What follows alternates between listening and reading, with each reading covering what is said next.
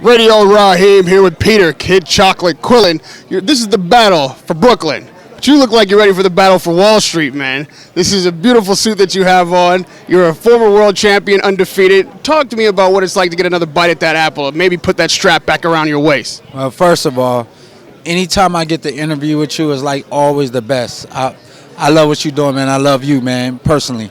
But as far as the fight go, I'm fit. I'm ready to go. You know, training's been A1 steak sauce. That means the steak won't be nothing without the A1 sauce. So, you know, with this, I'm just thankful. I'm blessed. I'm motivated. I'm pumped up, man. I'm fired up and ready to go. I know it's about the opportunity that I have. You know what I mean? I never had many opportunities growing up. So, you know, to have this, it's a blessing to be able to have this. So I'm thankful for it. But at the same time, I work very hard for it. You know, we go all the way back to you at Wild Card, starting up in the game, taking the tooth out of your mouth, like all the way to this moment right here. Talk to me about what it was like after you gave up your title voluntarily, knowing that you'd have to fight all the way back just to get another shot at a world title and finally being here. That journey, what was that like for you personally?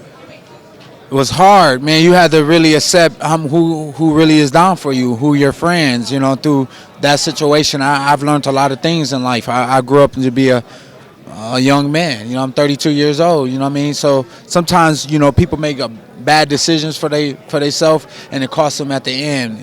The decision I made, I got time with my family, and I got another blessing with a title. So everything comes and goes. And then as being a fighter, everybody documents their story. Everybody is looking and reading in between the lines with everything that I do. You know what I'm saying? So I just make sure that when it comes to making a decision, I stay true to myself, and that's important to me.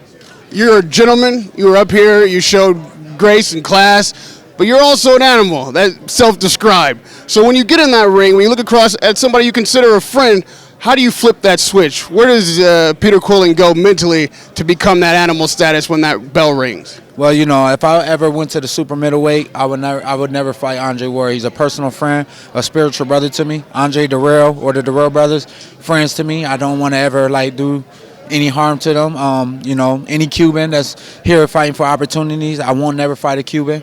You know, that's when it comes to the case of that. But as far as Danny Jacobs, we are very cordial friends.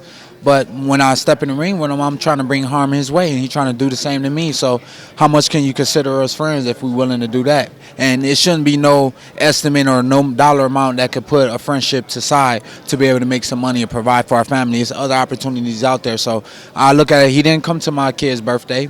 My wife went to his kid's birthday and made sure they had it, you know, have the gift for their kid. You know what I'm saying? So it comes to, is it really a friendship?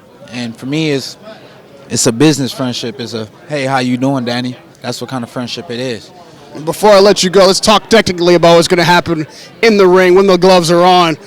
You're a knockout fighter. You're heavy-handed. He's got more knockouts than you, but they're questioning his chin.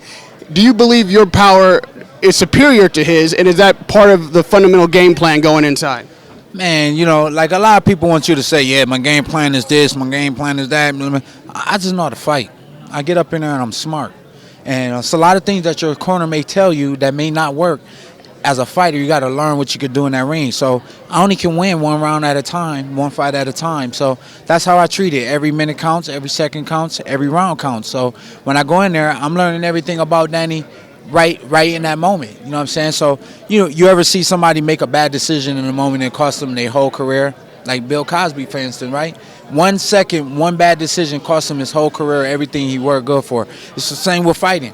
Every round counts, every minute counts, every second counts. And in my past, I made some ups and down moments in my life, but I think all those things got me to where I'm at, you know what I mean? So I'm defined by my changes in life that I'm willing to do to make myself better, and that's what I'm defined by. Not by my past. Right now is what counts, and that's what's going to help me get to the future, a more positive future than I ever had. And lastly, you're the challenger, but you're also the favorite. What do you do in the ring that will in your mind allow you to dominate Danny Jacobs? What do you do better? How is Peter Quillin best Danny Jacobs and win that title? I'm going to go for the most favorite part, that chin. That chin.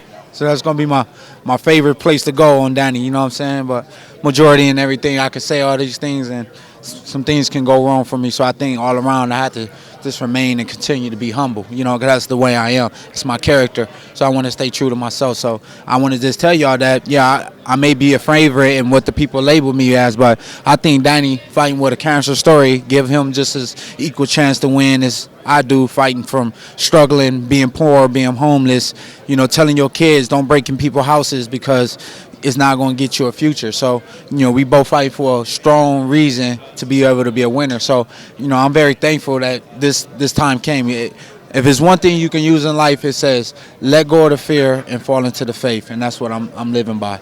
Peter Quillin, it's a pleasure to talk to you, personal friend of mine. Good luck Saturday night. Peter Quillin will face Danny Jacobs at the Barclays Center for the middleweight title of the world. Radio Rahim with Peter Kid Chocolate Quillin.